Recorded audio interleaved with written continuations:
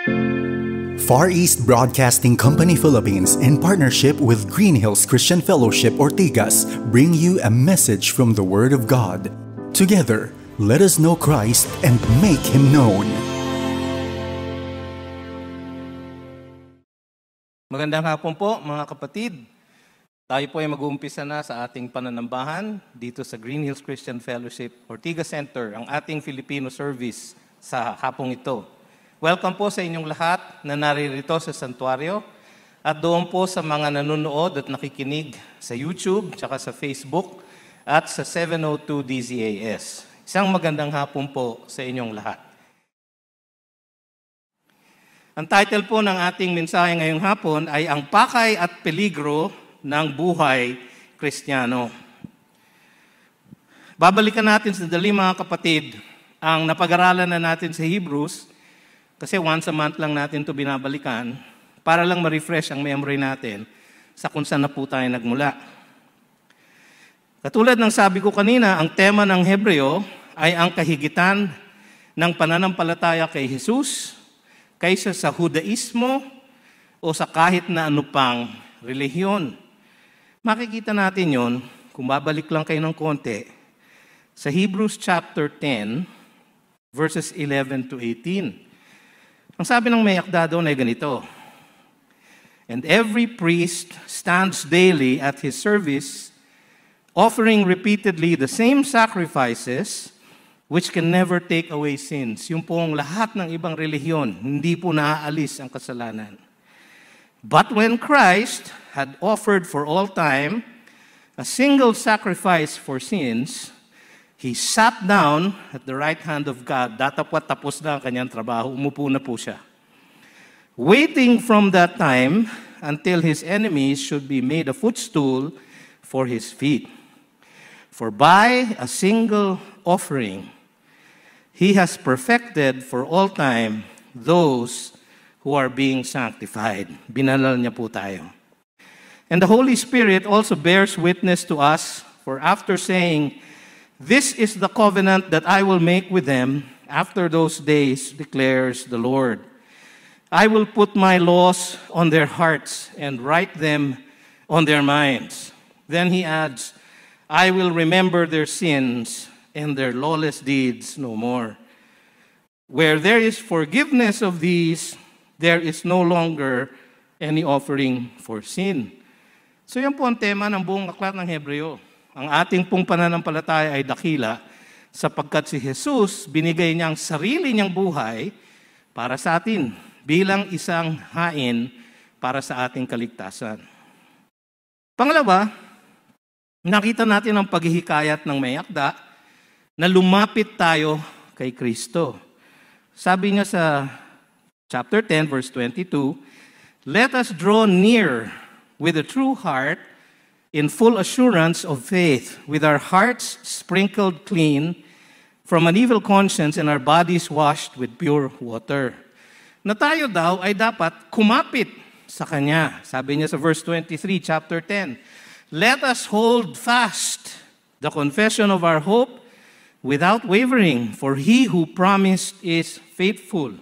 At hindi lang tayo dapat lumapit sa Kanya at kumapit sa Kanya, kundi dapat din tayong kumapit sa isa't isa. Hebrews 10, 24 to 25.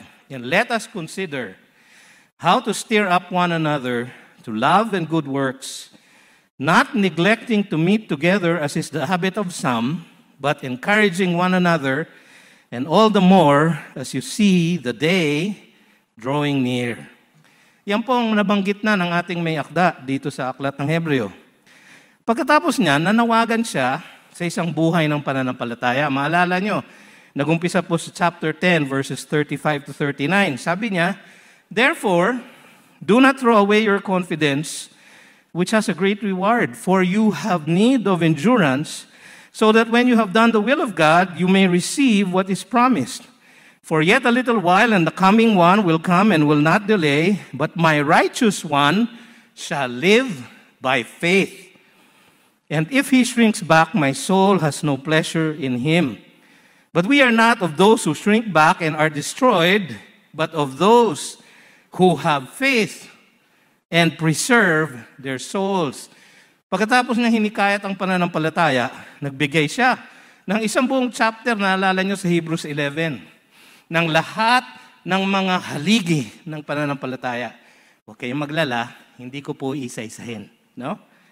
Pero ang sabi sa verse 1 and 2 ng chapter 11, now, faith is the assurance of things hoped for, the conviction of things not seen.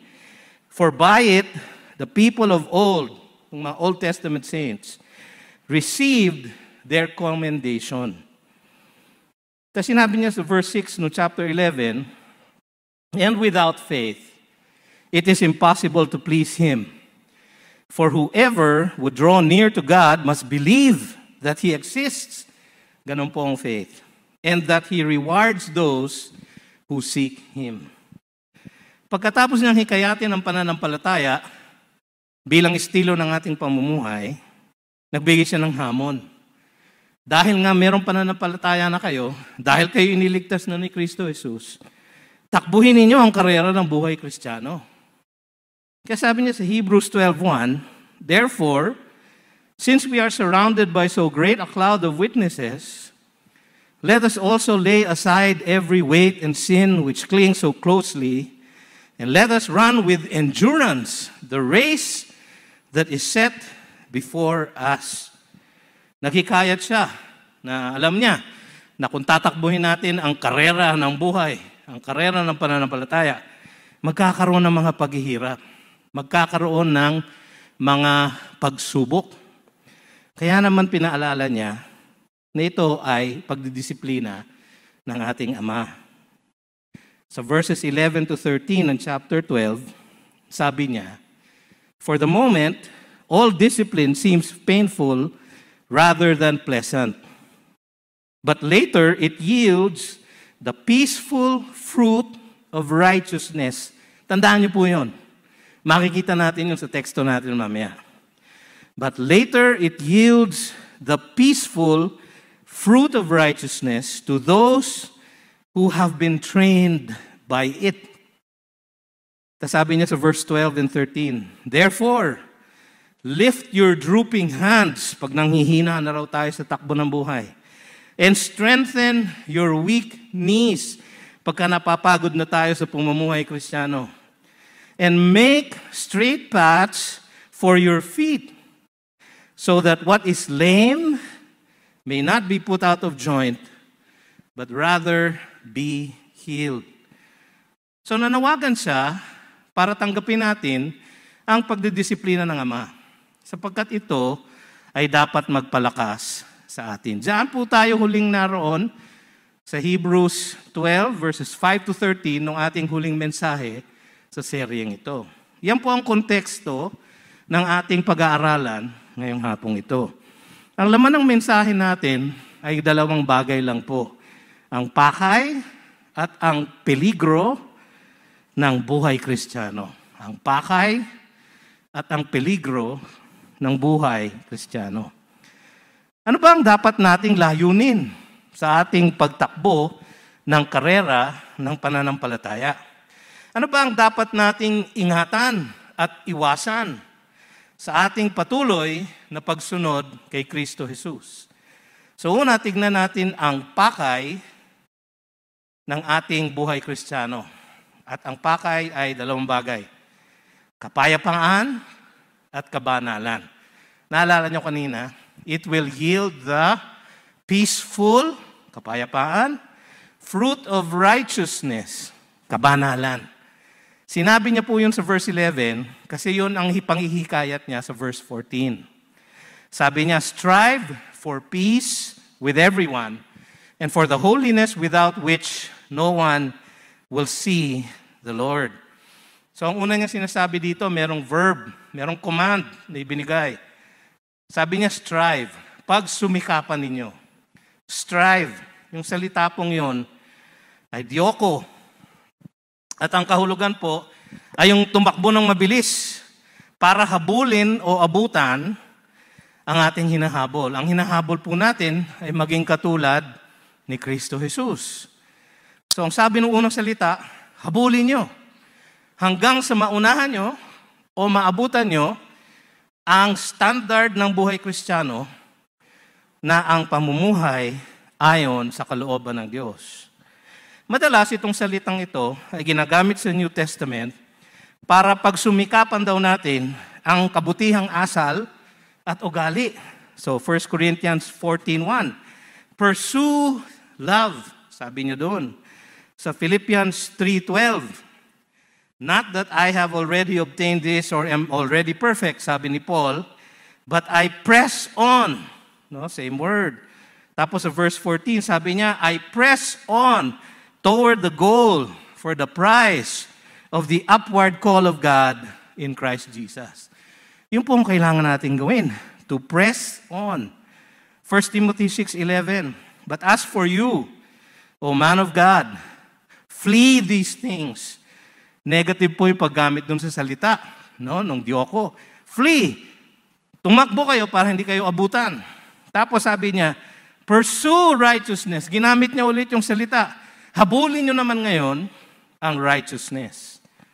Sa 2 Timothy 2:22, inulit ni Paul yun kay Timothy. Sabi niya, so flee youthful passions and pursue righteousness, faith, love, and peace, along with those who call on the Lord from a pure heart.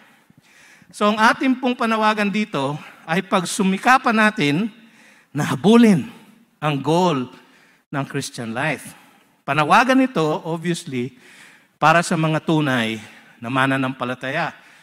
Alalahanin niyo na nung sinulat itong Hebreo, sinulat ito ng may akda sa isang kongregasyon na katulad ng ibang mga kongregasyon ay halo-halo ang laman. May mga tunay na mananampalataya na kay Jesus. Merong mga nakakakilala na ng katotohanan, ngunit hindi pa nagtatalaga ng kanilang buhay. So sila ay parang nag-aalanganin pa. At meron ding mga hungkag na mananampalataya.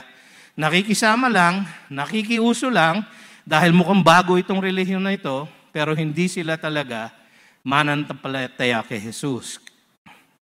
Pero itong command na ito, to strive for peace, ay panawagan niya para doon sa mga tunay na naroroon doon sa kongregasyon na iyon. So kung kayo po ay tunay na mananampalataya, at ang Diyos lang naman po talagang nakakaalam nun, at kayo, di ba? Ito po ay para sa inyo. Habulin daw natin ang goal ng Christian life na maging katulad ni Kristo Jesus. Pero meron siyang specific na pinapahabol. Sabi niya, strive for peace, ang kapayapaan. Ang una dating dapat pagsumikapan, ang kapayapaan. Strive for peace with everyone. Ang everyone po dito, obviously, ay yung mga kasama nila sa church nila noon na sinusulatan ng may akda ng Hebreo. Yung church nila na yon na mga dating mga Hudyo o dating followers ng Judaismo na naging mga Kristiyano. Yun yung everyone. Kasi alam nyo mga kapatid, sa karera po ng pananampalataya, napakahirap pong tumakbo kung binabalya po kayo ng katabi niyong tumatakbo. O tinitisod po kayo ng kasama niyong tumatakbo. Kaya sabi niya, strive for peace with everyone. Ang salitang peace dito ay pareho ng salitang peace sa Romans chapter 5 verse 1. Ito po ang resulta ng pagiging justified by faith. Sabi sa Romans 5:1, therefore, since we have been justified by faith, we have peace with God. Wala na po tayong away sa Diyos dahil tayo niligtas na ni Jesus. Justified by faith, sabi niya. Ang resulta po noon, we have peace with God through our Lord Jesus Christ. Itong peace na ito, ang sabi din ng New Testament, sabi din ni Pablo sa Galatians 5:22, ay bunga ng Espiritu Santo sa lahat ng tunay na Kristiyano. Di ba sabi sa Galatians 5:22, but the fruit of the Spirit is love, joy, peace. So yung peace na yun, resulta ng ating kaligtasan at bunga ng Espiritu Santo sa ating buhay. Bunga din yan ng pagdidisiplina ng Panginoon. Nabasa natin kanina sa verse 11, di ba? For the moment, all discipline seems painful rather than pleasant, but later it yields the peaceful fruit of righteousness. So habang tayo tumatakbo ng karera ng buhay, ang Diyos dinidisiplina tayo, at ang isang resulta nito ay ang abilidad natin na magkaroon ng kapayapaan sa lahat ng ating kasama sa karera. Ito rin ay ang kapanatagan ng kalooban na nakukuha natin kapag tayo nananalangin sa Panginoon. Because we have peace, the peace of God, wala na po tayong away sa Kanya, tayo po ay anak na niya, tayo po ay ligtas niya, we will have the peace of God. Because we have peace with God, we will have the peace of God. Philippians 4:6-7. Sabi ni Pablo, do not be anxious about anything, but in everything, by prayer and supplication with thanksgiving, let your requests be made known to God. Manalangin daw po tayo. Kasi hindi na po tayo kaaway eh. We have peace with God. Di ba? Tapos ang resulta nun, and the peace of God, which surpasses all understanding, will guard your hearts and your minds in Christ Jesus. So yung peace po ay isang bagay na meron ang lahat ng tunay na mananampalataya. Resulta ng ating kaligtasan, bunga ng Espiritu Santo sa ating buhay, resulta ng kanyang pagdidisiplina sa atin, at resulta din ng ating pananalangin sa Kanya. Kung meron po tayong ganyang peace, pwede po tayong magkaroon ng peace sa ating kapwa. Kaya kailangan nating pagsumikapan na magkaroon ng kapayapaan sa mga kasama nating tumatakbo sa karera ng buhay upang walang matisod sa kanila na maaaring mas mahina sa atin. Sabi sa Romans 14:19, so then, let us pursue, yun na naman yung word, habulin, what makes for peace, same word. Para saan? For mutual upbuilding. Yung pong objective ng peace. Hindi ba yun ang ating topic last Sunday? Diba? Ephesians 4, verses 1-3. Hindi ko po ulitin yung sermon, huwag kayong mag-alala. No?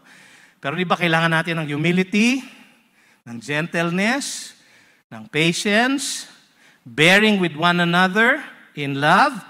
Para saan? For the unity of the body. Ito din po yun. Hindi po aksidente na sinunod ng Espiritu Santo itong Hebrews 12:14 sa Ephesians 4:1-3 sa ating pong pag-aaral. Sapagkat hinihikayat niya na tayo na meron ng kapayapaan sa Panginoon, ay dapat naman merong kapayapaan sa ating kapwa. Isa pa, kailangan din natin magkaroon ng kapayapaan sa ating kapwa upang maging mabuting testimonyo sa iba na hindi pa ligtas. Di ba sabi ni Jesus sa John 13:34-35, a new commandment I give to you, that you love one another as I have loved you. By this, they, the other people, will know that you are my disciples, that you love one another. Yung pagkakaroon po ng kapayapaan ay walang iba kundi ang ating pagmamahal sa ating kapwa Kristiyano na iniutos sa atin ng ating Panginoong Hesus. Ang sabi din sa Romans 12:18, if possible, sa isipin nyo, paano yung mga nakakainis na tao? Siguro yung iba tagalabas. Siguro yung iba kasama natin sa church. No? Hindi po ba totoo, Sa ating church mismo, meron po tayong mga kasama na nakakainis. Hindi po ba? No? Amen? Amen po ba? Walang sumasagot. Mga sinungaling. No? No? Meron pong nakakainis, di po pa. Pero ang sabi sa Romans 12:18, ganito, if possible, so far as it depends on you, live peaceably with all. Hindi lang yung kasama sa church, kundi lahat ng tao. Live peaceably with all. Beloved, sabi niya, never avenge yourselves. Ito ang pinakamahirap na sundin, di ba? But leave it to the wrath of God. For it is written, vengeance is mine, I will repay, says the Lord. No, yung iba naman, na may nakakainis na kapwa sa church, sabihin nila, hindi na kita gagantihan. Ang Diyos na ang gaganti sa iyo. Pero meron pa ring muhi. No? Hindi po ganon. No? To the contrary, sabi niya dito, if your enemy is hungry, feed him. Aba, sobra naman to. If he is thirsty, give him something to drink. For by so doing, you will heap burning coals on his head. Hindi po ibig sabihin nun, nasusunugin niyo siya. No. Ang ibig sabihin po nun, magkakaroon po ng epekto yon sa kanyang kalooban. At maaaring siya ay mabago ng inyong kabutihan na ipinapakita sa kanya na sukli ng kanyang kasamaan sa inyo. Do not be overcome by evil, but overcome evil with good. Yung pong ibig sabihin na strive peace with everyone. Hindi ba yung lesson natin last Sunday, Ephesians 4:2, bearing with one another in love. Putting up with one another. Pinagpapasensyahan, pinagtsatsagaan, pinagtitimpi ang ating pakikipag-ugnay sa ating kapwa na maaaring hindi pa kasing mature natin sa ating pananampalataya o baka nga hindi pa mananampalataya. So mga kapatid, pagsumikapan ang kapayapaan. Pangalawa, pagsumikapan ang kabanalan. Sabi niya, strive for peace with everyone and for the holiness without which no one will see the Lord. Sabi niya, yung salitang ginamit dito for holiness ay hagiasmos, na ang kalugan nito ay purity, kadalisayan, or sanctification, o pagiging banal. Ngayon, meron ako ipapaliwanag na konting theology. Merong kabanalan na positional, no? O espiritual na estado natin sa paningin ng Diyos. Holiness in the eyes of God. Ang tingin ng Diyos sa atin ngayon, kahit na tayo ay makasalanan pa. Hindi ba sabi niya sa Ephesians 1:4, He chose us in Him before the foundation of the world that we should be holy and blameless before Him. Yun po yung positional na kabanalan. No? Sa mata ng Diyos, tayo ay banal. Colossians 1:22, He has now reconciled in His body of flesh by His death, si Kristo ito, in order to present you, yung mga hinirang niya, holy and blameless and above reproach before Him, the Father. So yung pong holiness na yun ay positional. Sa paningin lang ng Diyos. Estado natin sa Kanya. No? Ito ay dahil sa kabanalan na ipinanalo na ni Kristo Jesus para sa atin At tapos pinataw niya sa atin.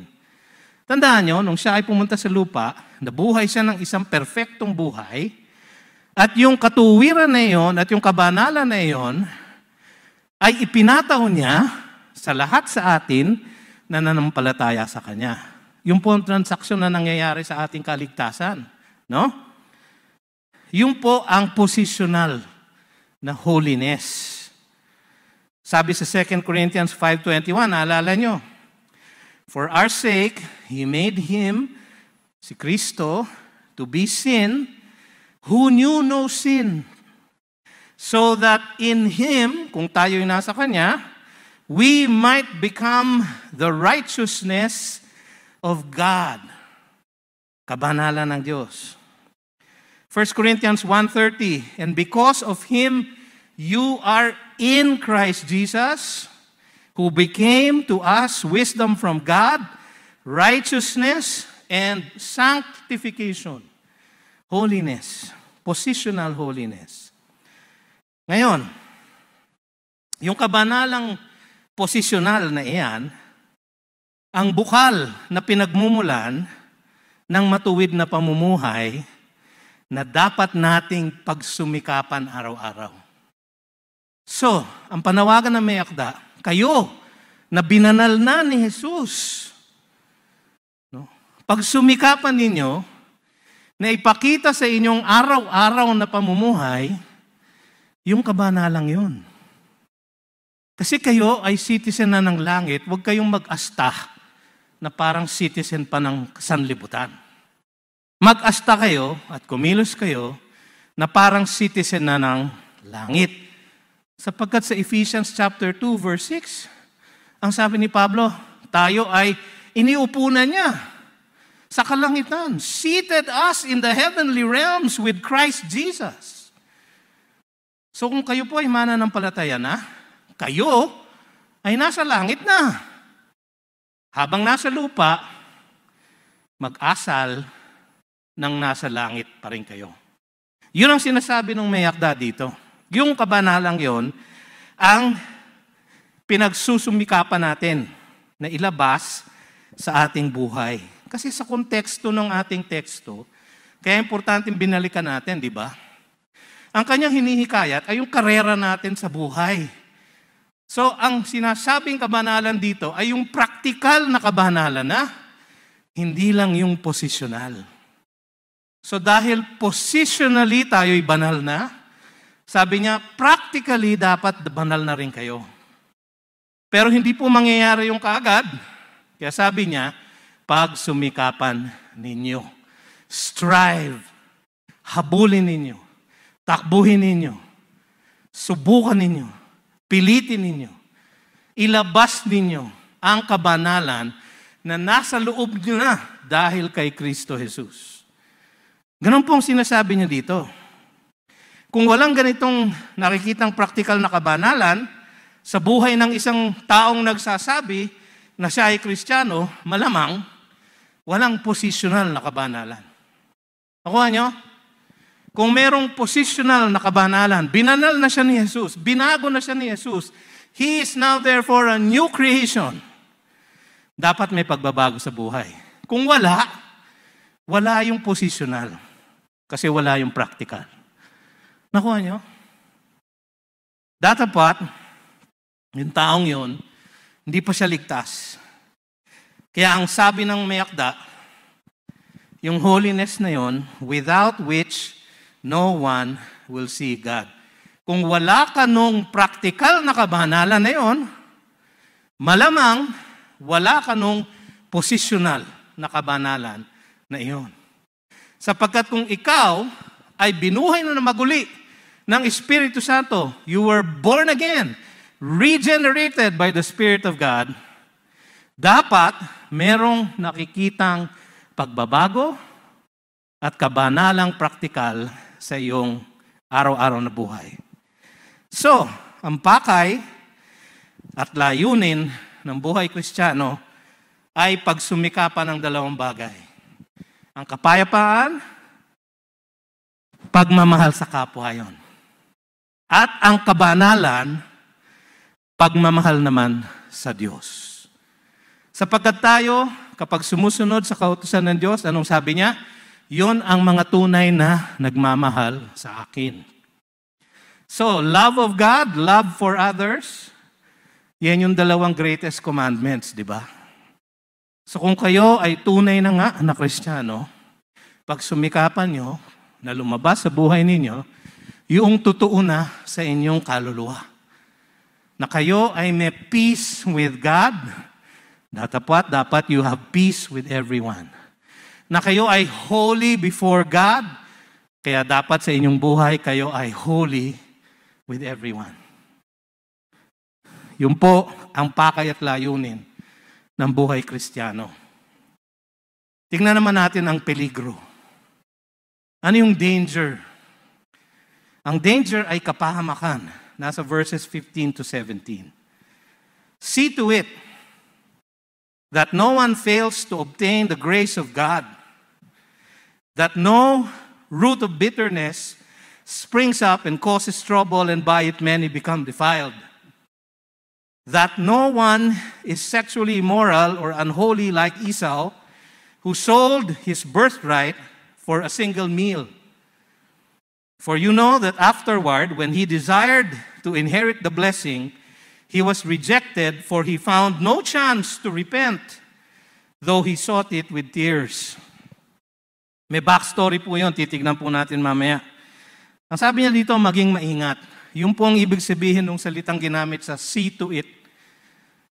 No? Yung salitang ginamit doon ay episkopeo. Yung mga nag-aaral sa inyo sa seminaryo, alam niyo po kung saan ginagamit yon. Yung salitang yon, to watch over o bantayan ng may pag-iingat ang sarili at ang kapwa Kristiyano.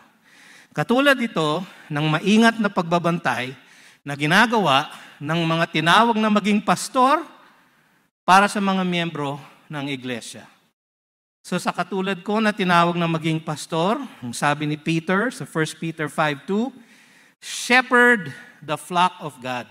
Pagpasturan ang flock ng Panginoon, ang kawan ng Panginoon, that is among you. Exercising oversight, episkopeo, to watch over. Bantayan nyo ang nasa ilalim ninyo ng mga tupa ng Panginoon. Yun po ang salitang ginamit dito. So, kailangan maingat na bantayan. Kanina, pag sumikapan, ngayon naman, maingat na bantayan. Ang alin? Pansin nyo kanina, 3 beses na inulit yung phrase na that no one. See to it that no one fails. See to it that no root of bitterness springs. See to it that no one is sexually immoral. So yung salita na that no one, no?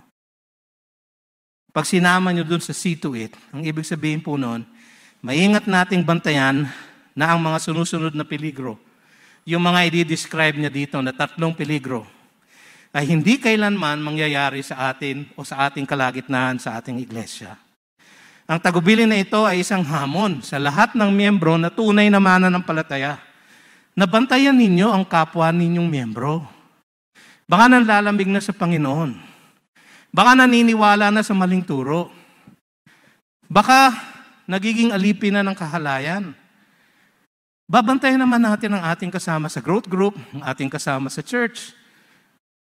Sabi niya, bantayan niyo ang isa't isa. Ngayon, kung hindi pa kayo tunay na Kristiyano, ito ay isang babala, isang warning. Huwag niyo nang patagalin pa ang inyong pag-aalinlangan. Manalig na kayo sa Panginoon, sapagkat ang consequences ng patuloy na kapahamakan ay permanente. Wala nang bawian. So anong una?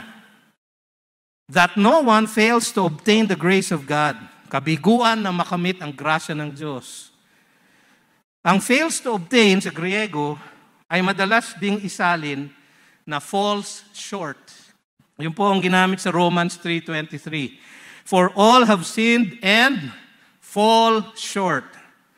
So ang tagubili niya rito, bantayan nyo na maingat na walang magfo-fall short sa grasya ng Panginoon.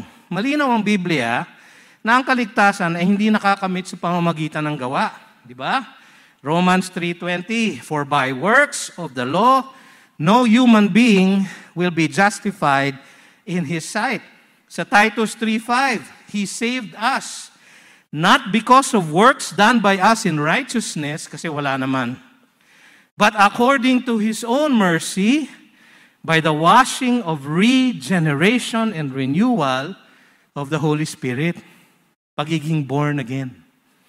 No? Ephesians 2:8, alam nyo to, for by grace you have been saved through faith, and this salvation by grace through faith is not your own doing. It is the gift of God. So malinaw mga kapatid na hindi nakakamit ang grace of God by works. Pero merong responsibilidad ang lahat na tanggapin ang alok na kaligtasan ng Panginoon sa pamamagitan ng pananampalataya sa Kanya. John 3:36. Ang sabi doon, whoever believes in the Son has eternal life. Whoever does not obey the Son shall not see life, but the wrath of God remains on him. So merong alok ang Panginoon na grasya, kailangan tanggapin by faith. May mga miyembro ng kongregasyon na iyon na hindi pa rin lubusan na nananalig kay Kristo. Kahit na nabigyan na sila ng katotohanan ng Ebanghelyo. Alam nyo ba na yun ang pinaka-delikadong estado? Yung narinig nyo na yung gospel, narinig nyo na ang Ebanghelyo, pero patuloy pa rin kayong hindi nananalig sa Kanya. Patuloy pa rin kayong umaasa sa sarili ninyong gawa. Patuloy pa rin kayong nahuhumaling sa sanlibutan. Mas delikado po yon kasi nakarinig na kayo ng katotohanan. Doon po sa kongregasyon na yon, meron pa rin pong nag-aalangan. Hudaismo na ba? O Kristiyano na? Meron pa ho sa iba sa atin, mga kaibigan natin, mga kakilala natin. Kung minsan po nag-a-attend na ng growth group natin, o di kaya nag-a-attend na dito ng worship service, pero hindi pa sila decided kung sila ba ay Katoliko pa, Protestante pa, o born again na. Sila po ang binibigyan ng babala dito. Kaya sabi nung may akda sa Hebrews chapter 6, verses 4-6, may panganib po yung ganito. Yung patuloy na hindi tinatanggap ang alok na kaligtasan ni Jesus. Sabi sa Hebrews chapter 6, verses 4-6 ay ganito. For it is impossible, in the case of those who have once been enlightened, who have tasted the heavenly gift and have shared in the Holy Spirit, and have tasted the goodness of the Word of God and the powers of the age to come. It is impossible, and then have fallen away, to restore them again. It is impossible na sila ay nakarinig na ng salita ng Diyos, nakita na ang kapangyarihan ng Diyos, nakita na ang kagalakan ng Diyos sa pananambahan, na kapag sila ay tumalikod pa, imposible na i-restore sila ulit. Ito yung point of no return. Wala pong nakakaalam niyan kundi ang Panginoon. At wala naman po tayong karapatan na husgahan ng ating kapwa na ikaw ay lumampas ka na sa point of no return mo. Hindi po natin alam yon. Huwag po tayong mawawala ng pag-asa. Huwag po tayong titigil ng pananalangin sa kanila at pagsishare ng gospel sa kanila. Sapagkat yung point of no return na yon, ang Diyos lang ang may alam. Sabi sa Hebrews 10, ito mas nakakatakot. Verses 26-27. For if we go on sinning deliberately, after receiving the knowledge of the truth, yung pong sinning deliberately, yung sinasadya ninyong huwag paniwalaan ang katotohanan ng Ebanghelyo. After receiving the knowledge of the truth, if you go on sinning deliberately, there no longer remains a sacrifice for sins, but a fearful expectation of judgment and the fury of fire that will consume the adversaries. Inay. Point of no return po, mga kapatid. Diyos lang po nakakaalam. Pero isang babala, baka po tayo na naligtas na, may mga mahal sa buhay, mga kakilala, na ganito ang estado. Narinig na ang gospel. Nakita na ang katunayan ng gospel sa pagbabago ng buhay ng mga kasama nila sa church. Nakita na nila ang kapangyarihan ng pananalangin sa Diyos sa pamamagitan ng mga tinugon na pananalangin. Nakita na nila lahat. Pero patuloy pa rin silang hindi naniniwala, hindi nananalig, hindi nilalagay ang kanilang kinabukasan sa kamay ng Diyos. May point of no return. Ang panawagan sa atin, bantayan nyo. Baka merong ganyan. Baka mabigo sila na makamit ang grasya ng Diyos. Yun ang una. Pangalawa, kapaitan na nagdadala ng karumihan. That no root of bitterness springs up and causes trouble, and by it, many become defiled. Sumitas yung may akda ng Old Testament scripture dito, no? Ang kanyang sinitas na Old Testament verse ay isang verse na binitawan ni Moises sa mga Israelita bago sila pumasok sa lupang pangako. Deuteronomy 29:18. Ang sabi doon ni Moises, sabi ng Panginoon sa pamamagitan ni Moises, beware lest there be among you. By the way, pagka translate niyo po yung beware lest, mula sa Hebrew, papunta sa Greek, no? Pareho po nung salita na see to it that no one. So kaya ito, pinick up ng may akda ng Hebreo, magmula sa Deuteronomy. Sabi niya, beware lest there be among you a man or woman or clan or tribe whose heart is turning away today from the Lord our God to go and serve the gods of those nations.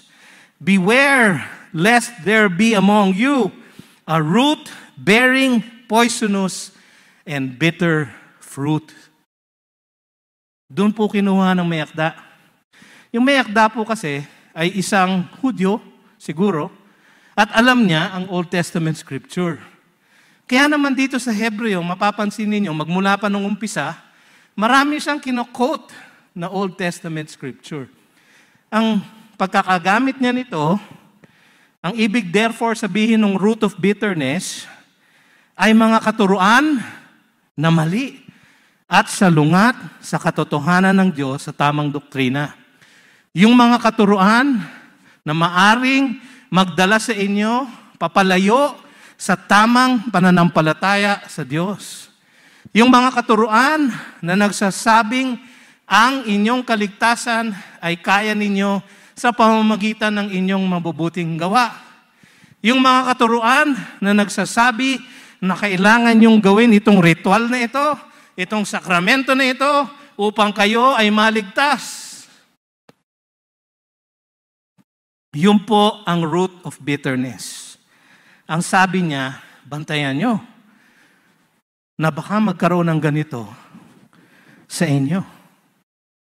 Malamang, dun sa kongregasyon na sinusulatan niya na puro Hudyo, merong iba na tumalikod na sa Kristyanismo at bumalik na sa Hudaismo. Tapos, binubuyo nila yung iba na huwag na kayo manatili dyan. E nung sumali tayo sa Kristyanismo, hindi ba na-persecute tayo, tayo'y nakulong, tayo nabawian ng ating property? Yung po sinabi niya sa Hebrews 12, di ba? na sila ay naghirap.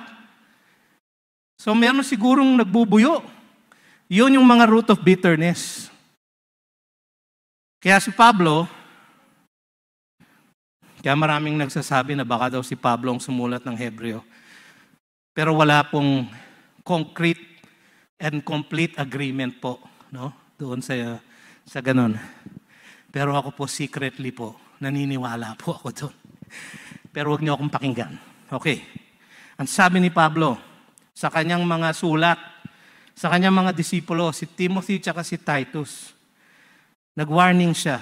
Sabi niya kay Timothy, sa 1 Timothy 1:3, as I urged you, when I was going to Macedonia, I remained at Ephesus so that you may charge certain persons not to teach any different doctrine. Sabi niya kay Timothy pa rin, 1 Timothy chapter 4, verse 7, have nothing to do with irreverent, silly myths. Rather, train yourself for godliness. Sabi pa niya sa 2 Timothy 4, 3-4, for the time is coming when people will not endure sound teaching. Nangyayari na po ngayon yun.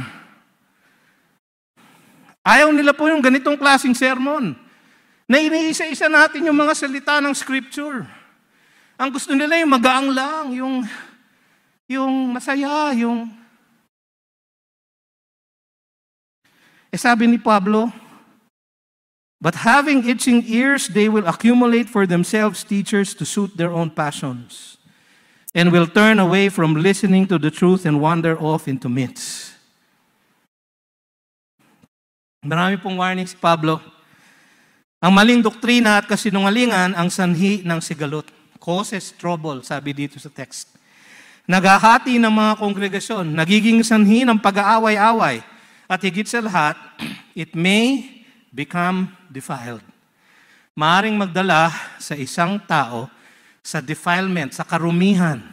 Mabalik siya sa kanyang kasalanan. Yun po yung bitter root. So kailangan daw bantayan. Mabuti, mga doktrinang tinuturo sa ating iglesia. Kaya, kung kayo po ay isang growth group leader, maaari pong makaenkwentro niyo po ako. Kasi ako po, sabi sa akin ni Pastor, sa iyong ko bibigay yung disciple-making ministry.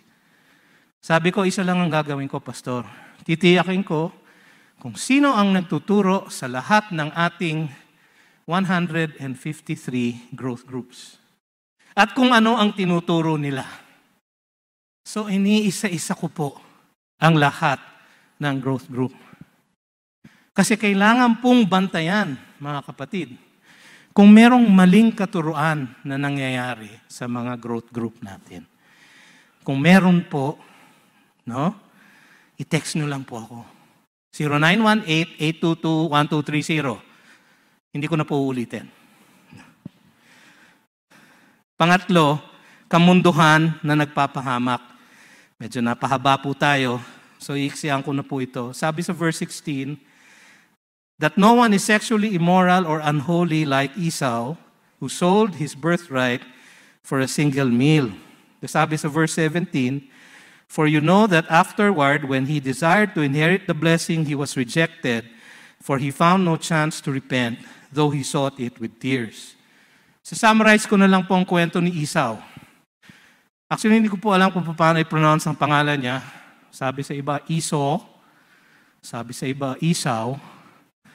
Mas gusto po yung Esau kasi naalala ko po yung Esau ni Mang Larry sa UP Diliman. Siguro po yun ang kanyang kinain at ibinenta ang kanyang birthright. No? Hindi ko po alam. Pero ang kwento rito, si Esau po kakambal ni Jacob. Nasa tiyan pa lang sila, ayon sa Genesis 25:3, ay sinabi na ng Panginoon that there will be two nations in your womb. The older will serve the younger. So sinabi na ng Panginoon kung sino dapat ang totoong panganay. Si Jacob po yun. Siya po yung younger. Kaya lang, dun sa pamilyang yon may favoritism. Si Isaac, mas gusto si Esau. Si Rachel, hindi si Rachel. Si Rebecca, gusto si Jacob. So may favoritism, nagtatalo yung dalawa palagi. Alam ni Isaac na ang talagang hinirang na panganay, hindi totoong panganay, ay si Jacob. Pero mas gusto niya na maging panganay talaga si Esau. Si Rebecca gusto niya si Jacob. Kasi yun ang narinig niyang salita ng Diyos sa kanila. So pinagtatalunan nila yan sa madaling salita. Nung minsan umuwi, na gutom si Esau, nagluluto ng tapa si Jacob. Naamoy niya. Sabi niya, bigyan mo naman ako niyan. Sabi ni Jacob, alam niya kasi yung kwento eh. Ako dapat ang panganay eh. Ibenta mo sa akin yung birthright mo. Sabi ni Esau, sige, gutom na ako eh. Aanhin ko yan kung mamatay ako sa gutom. So dahil lamang sa tapa, hindi ko po alam kung talagang tapa. No? Ibinenta ni Esau ang kanyang birthright. Yung kanyang blessing na siya ang panganay dapat ng isang pamilya na napaka-importante sa buhay ng Israel. Binenta niya yun. Nung bandang huli, hindi ba nilinlang nila si Isaac? Nagbihis ng mga, kasi mabuhok si Esau eh. So ang na-bless niya, si Jacob. Si Esau, hindi niya natanggap yung blessing. Pero sa totoo lang, nung binenta niya yung kanyang pagkapanganay, wala na, finorfeit na niya yung blessing na yon. Gusto niya yung blessing. Pero ayaw niya nung responsibilidad na maging panganay. Si Esau po, dahil sa kanyang kahalayan, kaya po sexually immoral, ang pinoint out dito, yung pong salita na sexually immoral dito, pornos, yung po ang root word ng pornography, yung pagkaalipin sa pita ng laman. Napakalalim po na Tagalog yon. Nakuha ko yun sa tatay ko. Yun daw pong kahalayan na may pagkaalipin sa pita ng laman. Yung pong unholy, yung word na unholy, bebelos, ang ibig sabihin, yung palaging nananatili sa labas ng templo, ayaw ng mga religious things, ayaw ng mga bagay ng Diyos. Ganon daw po si Esau. Kaya siya mahalay dahil siya ay palaging nasa labas ng templo. Ang sabi ng Mekla ng Hebreo, pag-ingatan nyo na walang ganyan sa inyo. Yung pong kahalayan ay nagmumula sa kamunduhan. Yung pong kamunduhan ay nagmumula sa isang kaisipan na hindi importante ang mga bagay ng Diyos. Kundi ang importante lang ay yung aking kagalakan, yung aking pleasure. Ganun po si Esau. Ang sabi po sa ating teksto, yung po ay nagdadala sa kapahamakan na magpakailanman. Walang bawihan. He was rejected for he found no chance to repent. Ibig sabihin, hindi siya talaga nagrepent. Meron siyang remorse, nalungkot siya kasi nawala yung blessing niya. Pero ayaw naman niya nung kaugnayan niya sa Diyos. Kasi pagkatapos niyang binless din siya ni Isaac, di ba? Pero yung blessing ni Isaac, you will still serve your older brother. Ang sabi niya, papatayin ko si Jacob. Oras na mamatay na ang daddy, papatayin ko naman siya. So hindi nagbago ang kanyang kalooban niya. Wala siyang repentance. Meron lang siya remorse. Sayang, hindi ko nakuha yung blessing. Sapagkat wala naman siyang kasing pakialam sa mga bagay ng Diyos. Ang kanyang kinahumalingan lang ay mga bagay ng laman. Kaya meron siyang 2 Hittite na asawa. Sabi sa Genesis 27 na nagpaiyak kay Isaac at kay Rebecca. At meron siyang mga asawa na mga daughters ni Ishmael.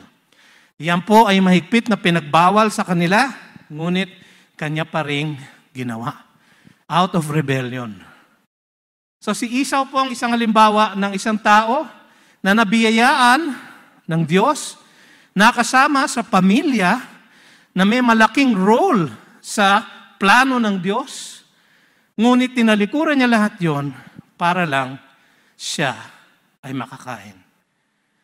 Mga kapatid, pag-ingatan daw natin at bantayan yung ganyan. Kasi kapahamakan na magpakailanman, point of no return. Hindi natin alam kung saan yon, huwag nating subukin ang Diyos. Kaya mga kapatid, ang pakay ng ating buhay Kristiyano at ang layunin ay pagsumikapan ang kapayapaan sa kapwa. Love others as yourselves. Kabanalan sa Diyos. Love God above all things. Kapayapaan, kabanalan.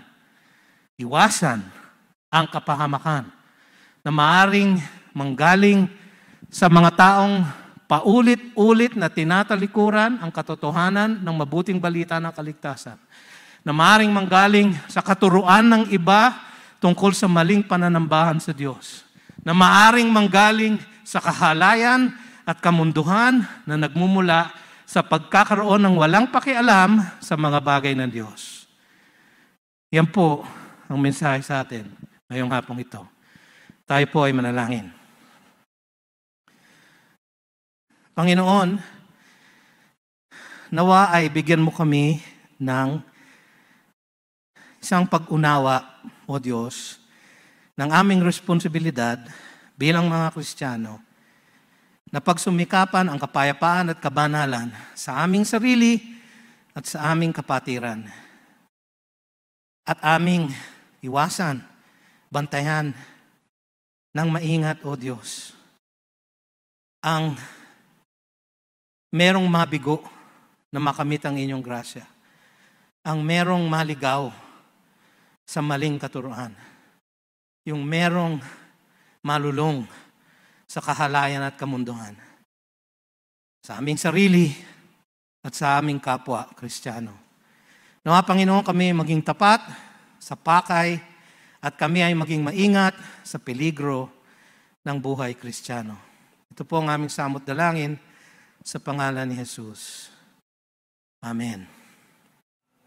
Nawa ang kagandahang loob ni Kristo Jesus, ang pag-ibig ng Diyos Amang makapangyarihan sa lahat, at ang tanglaw, gabay, at pakikipisan ng Diwang Banal, ang mapa sa atin nawang magmula ngayon at magpasawalang hanggan. Sa pangalan ni Jesus, Amen at Amen.